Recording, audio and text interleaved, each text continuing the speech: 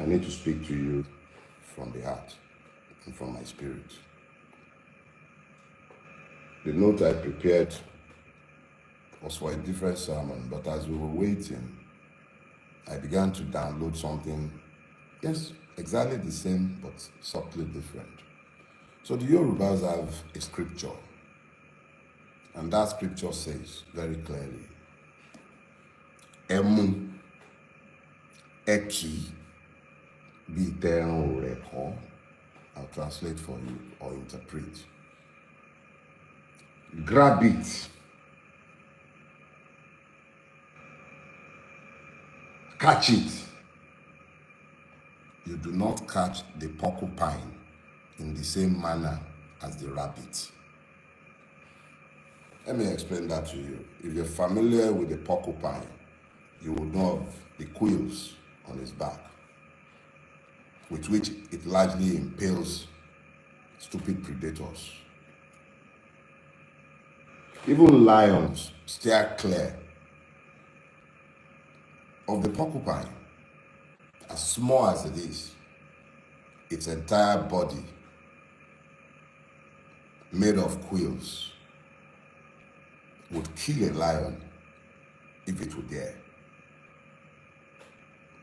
Now, when that proverb came to my head in the course of this entire ordeal, I made the stupid error of thinking that I was the porcupine and that those who were coming after me were the unwary predator. But I received some sense this morning. Or let me just say, as I have digested the extent and the range of support that I have found since I came out of prison. And I realized that I am not the porcupine. It's not me.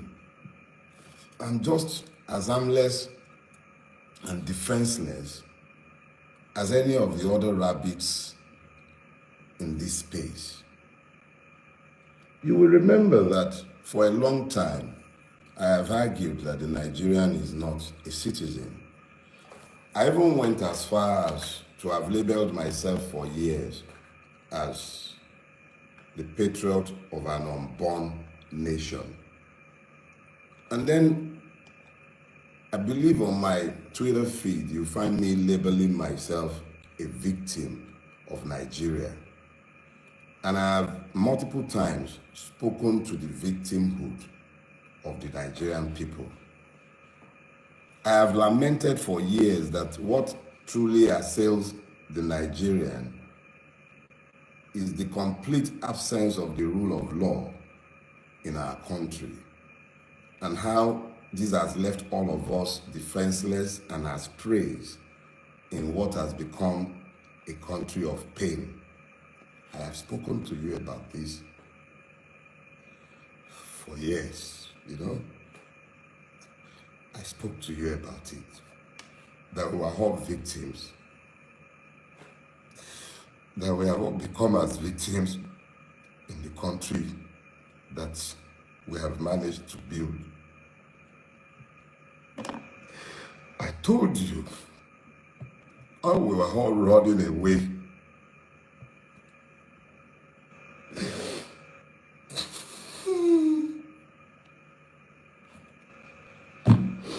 I told you how we were all running away from Nigeria because we have built an intolerable country unfit for human habitation. I have called it the evil empire.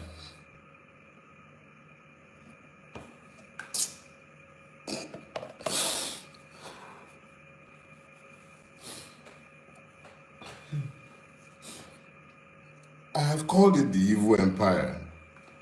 I've spoken to the fact that because of what we have all collectively tolerated, we have lost our country and we have become as slaves in the country that we have all built. And we are all to blame. Plus the idiot standing behind pulpits as I'm speaking with you, preaching injustice and lies to the people and helping them to normalize the madness that has overtaken all of us. I said this for years. So I am just as much a victim as each and every one of you. These are the first tears I have shed since my friend Ogunlanu died. I'm not given to tears, and I'm sorry. See, back to the issue. We all built this. We made this mess together, and it will take all of us to resolve the mess that we have made. It will take all of us. Without all of us functioning as one, the way you found the grace to function as one in the last month, you all acted as one. It wasn't about being Christian, being Muslim. They divided us along too many lines. Damn!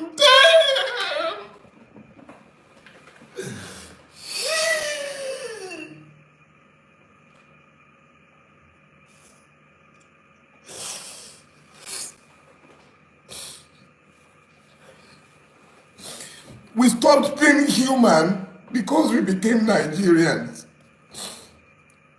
They divided us and we fell for it. Because you wouldn't see me as a Yoruba man, you spoke for me. Because you wouldn't see me as a Christian, you spoke for me. Because you spoke. Because you spoke. Because you spoke.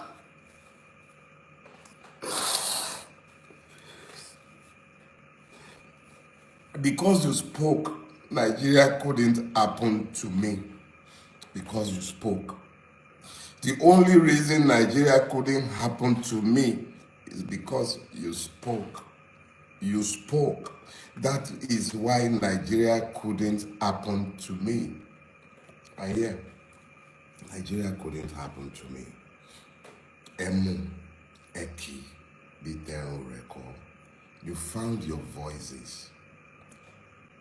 I became you. And in our collective, you couldn't be silenced. And I could not be silenced. So it wasn't me that became the porcupine. It was you, the Nigerian citizens, that became the porcupine. So here is what we're going to do. First question I need you to ask yourself is this. How many of the people feeling the pains of the Nigerian state in detention or in prison deserve to be where they are? There's multiple people that I met in prison, and I will yet speak to my prison experience, but I assure you, I didn't shed a single tear. I was happy for the free accommodation. I didn't like the food and I didn't have to eat it. So I'm not talking about me in some pity form. I went to prison and I view it as a finishing school. It showed me exactly how ugly our country is. But because we have so many high-profile cases, or because the internet has brought this home to all of us, let's talk about Naomi, the former queen. Let's talk about Hamzat Oriyomi and the proprietors of that school in Ibadan. Exactly what is it that they have done that has earned them the need to be in prison? We should ask that question, but not because of them, but because of the many other persons without names that you and I have no knowledge of who are languishing in prison. Have you thought about that? If they will do that with those ones, what are they doing with those that nobody knows? They did it to me. You made it you. And because you made it you, they couldn't do it to me. Because our collective, acting together as one, turned the tide. The tide turned because we acted as one. Some Bulabas spoke for me.